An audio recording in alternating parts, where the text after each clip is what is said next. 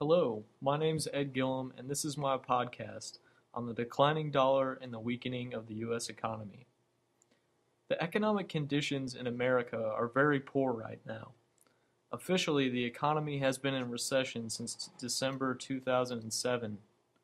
One of our main problems is the lack of a manufacturing base in our economy. The U.S. economy is mostly a consumer and service sector economy. In fact, 72% of our GDP is based on consumption, not production. The total national debt is now over $12 trillion. That translates into $111,000 and $166,000 per each taxpayer in America. With the absence of a solid manufacturing base in our economy, how are we ever going to be able to pay back the money we owe? Getting out of debt requires production and savings, not spending more money. In order for the economy to recover, the government has to get out of the way of the free market. Instead, the size of the federal government is growing.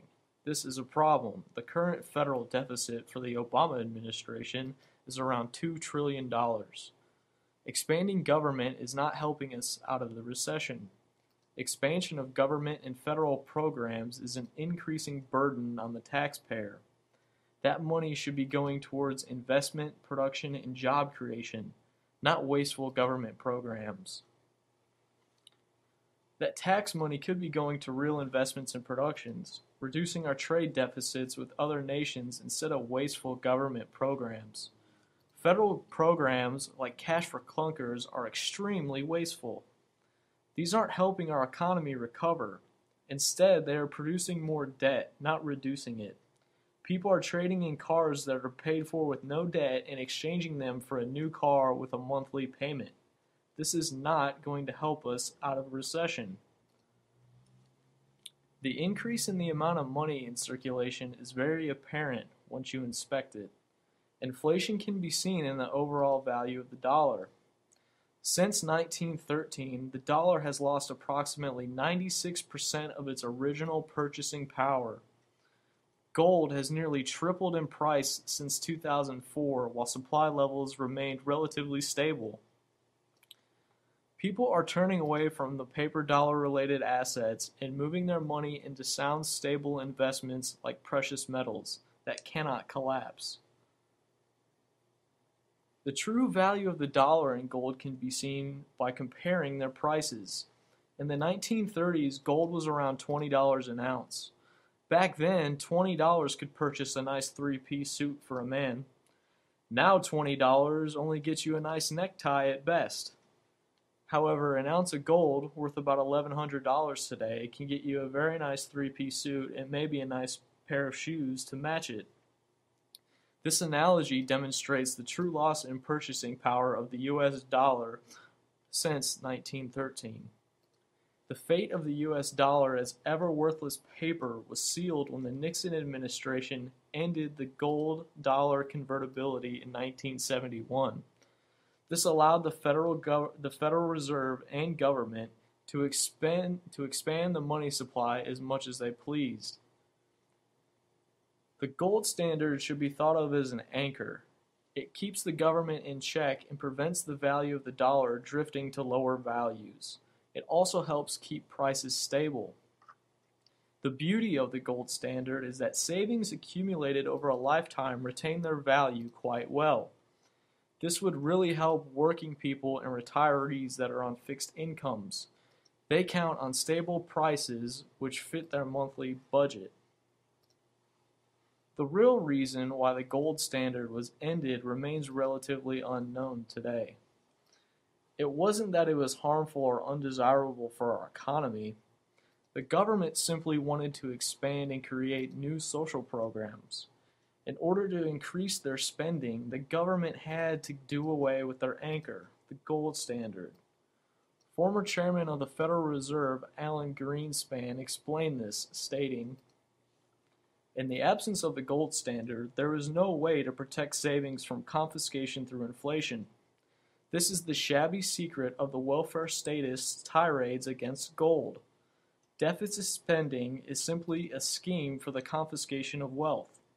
Gold stands in the way of this insidious process. It stands as a protector of property rights. If one grasps this, one has no difficulty in understanding the status antagonism toward the gold standard. One of the few advantages we still have in world trade is that the dollar is the world reserve currency. Production and manufacturing have greatly declined since World War II. Since America is mostly a consumer economy, a strong world reserve currency helps us obtain foreign imported goods at relatively cheap costs. However, a declining dollar means more expensive imports. We can't afford to lose out on cheap foreign imports since we have a small manufacturing base left in our country. Where will we get most of our goods from if the dollar falls so low that other countries refuse to accept it as payment? Eventually, all fiat paper money systems die. A great example of this is the Weimar Republic shortly after World War I. The point of the story is nobody wants worthless paper in exchange for valuable goods and services. Recently, member countries of the G20 summit have been calling for the creation of a new world reserve currency to replace the dollar. This is bad news for the U.S. because the dollar as the world reserve currency is one of the few things still creating demand for dollars in world trade. This makes it all the more imperative for our government to rein in government spending. We want nations to continue to accept dollars in exchange for their hard-earned goods. We've heard about the problems. What are some possible solutions? One solution is to support Congressman Ron Paul's bill, H.R. 1207, to audit the Federal Reserve. An audit on the Fed would slow down and possibly end their efforts to print money based upon nothing. Contact your representatives and pressure them to cut back on government spending and big government programs. Another solution is to get involved in local politics. Run for local office and be the change we need so desperately. Most importantly, we as Americans have to stop spending money on things we don't need with money we don't have. Start investing your money in things that will increase your income. Ease up on the student loans, car loans, and mortgages. It's time to start living below your means. Cut back on recreational spending and purchases.